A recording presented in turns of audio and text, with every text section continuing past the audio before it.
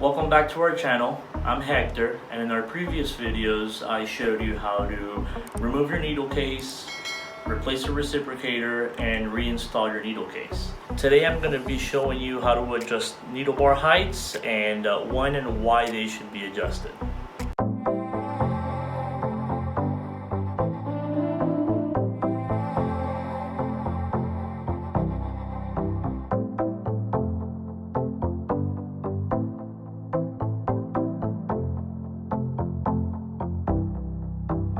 The needle bar is the part of the machine that contains the needle and is driven up and down to create the actual sew out. Normally, this bar requires a certain adjustment, which could be due to a couple of things. Normally, the reason why we'll adjust the bar on the machine will be because we've hit a frame, the bar will get pushed up slightly.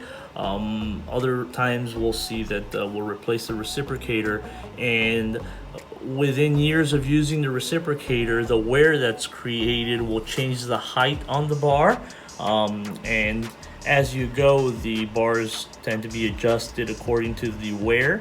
And once you come to the point where you need to replace the reciprocator and the surface is now higher than the previous part, you end up with a different needle bar height.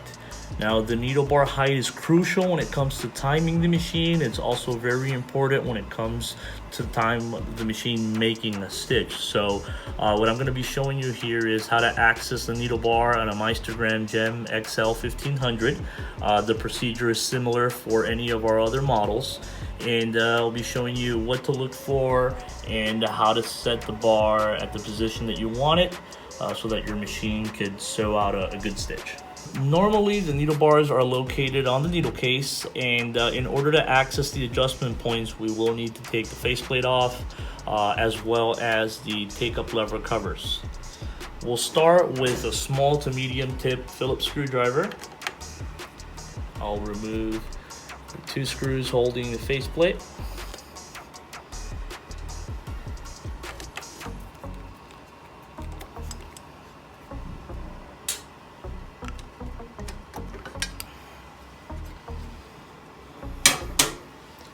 We're now going to remove take-up lever cover.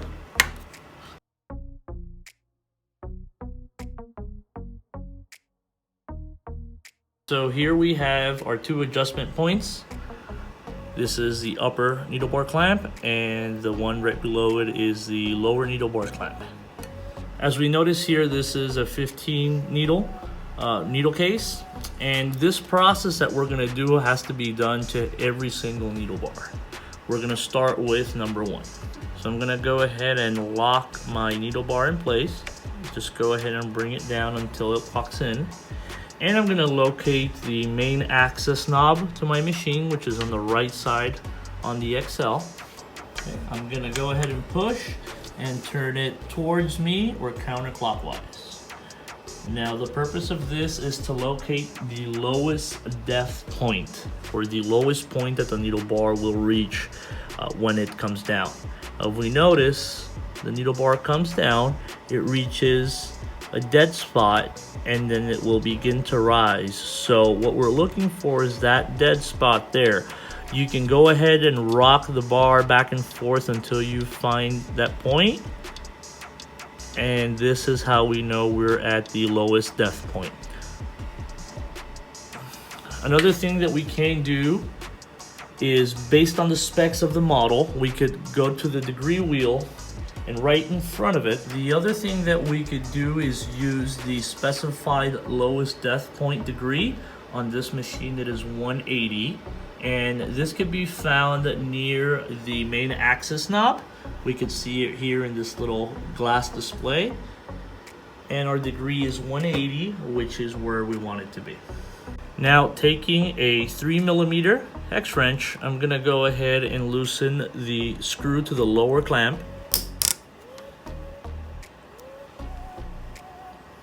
And if we focus down here on the bar, we'll notice that I can now adjust the height of that bar.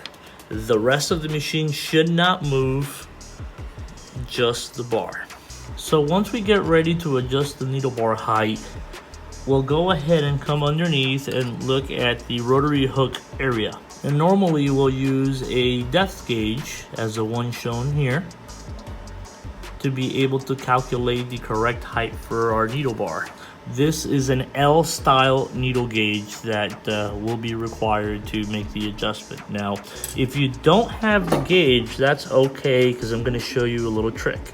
If you don't have a gauge, that's okay. Here's a little trick that I use all the time. I'm going to take a 6mm regular size hex wrench, and I'm going to take the long side and line it up right on top of the center of the rotary hook, right on top of the shaft. Now this is going to serve as our gauge. As you can see here, the needle is not reaching the wrench at this time, so I'm going to go ahead and lower that. Now the idea for the right needle bar height at this degree is for the space between the top of the shaft and the needle to be approximately 6mm. So as you can see here, I still have a little bit of a gap. I'm going to try to lower that just a bit more. What I'm looking for is when I move my wrench around, for the needle to just be slightly scratching that wrench. That tells me that I have the right height, and it's time now to lock that clamp in place.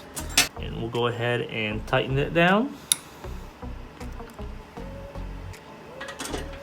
We can move on now to our top clamp. Now, what the top clamp does is actually sets up our needle bar so that the reciprocator can catch it. If that clamp happens to be out of position, one of two things may happen. One, the reciprocator will not be able to catch the needle bar, and you'll have no needle movement. The other thing that could happen is that if the clamp is in the opposite direction or in the opposite position, it might end up forcing the reciprocator, and eventually it will cause a break in the reciprocator. So in order to adjust this correctly, we're going to go ahead and perform the next procedure. Similar to the degree for our lowest depth point, the needle bar also has a highest point. In this machine, this model, it's going to be 0 degrees. So we'll go ahead and take our main axis knob, we'll turn the degree wheel until we can locate 0 degrees.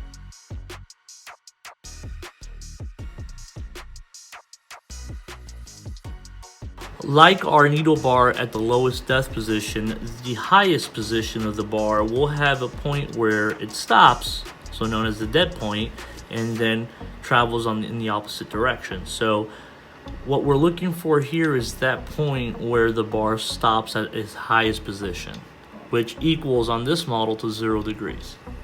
What we'll do now is we'll take our 3mm hex wrench again, and we'll break the top clamp loose this time. Okay. Now in order to make the adjustment, all we have to do is take this clamp and squeeze it up into that top cushion just a little bit and retighten that clamp. We have now set our top needle bar position. Once we have completed the top and bottom needle bar positions, we can go ahead and return the machine to its main axis point. On this machine, that would be 100 degrees. Now, we can perform the task using our main axis knob, but a lot of machines similar to this one have a built-in 100 position button, which will on this machine return the main axis back to its origin point. So I'm going to go ahead and press that 100 key.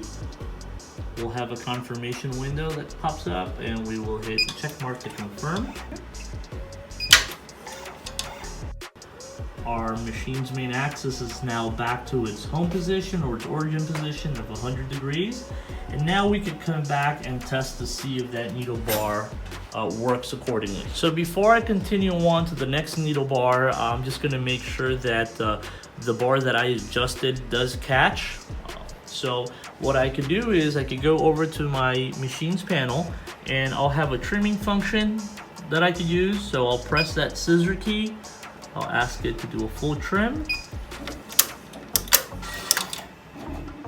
As we see the stroke of the needle bar coming down twice, we can notice that it completes 2 full cycles and that there's no shaking, twitching, or skipping of that needle coming up and down. This tells me that we have a good adjustment done. We won't know completely until we have the machine sew, but for now, this adjustment looks good to me. We could go ahead and continue with the next needle bars. If you're doing this for the first time and you're not quite sure whether you want to continue or you want to test the one bar, you could go ahead and return all the covers back on the machine, thread the needle, and sew with that needle to see that it's performing correctly.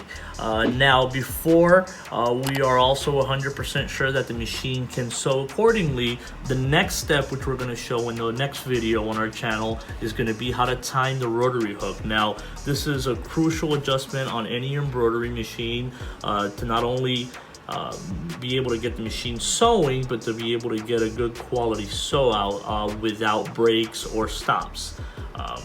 So we'll go ahead and dress up the machine back up, and we'll continue on the next video of how to time the rotary hook. In order of operation, I do recommend that you make the needle bar adjustments before you do your timing, just to make sure that your needles are in the right position at the time of adjusting your rotary hook timing. So we're gonna go ahead and reinstall our take-up lever cover. We have our 2 Phillips screws already in place. Being very careful not to over tighten any plastic covers because they can crack if they're over tightened. So now I'm gonna go ahead and reinstall my faceplate here.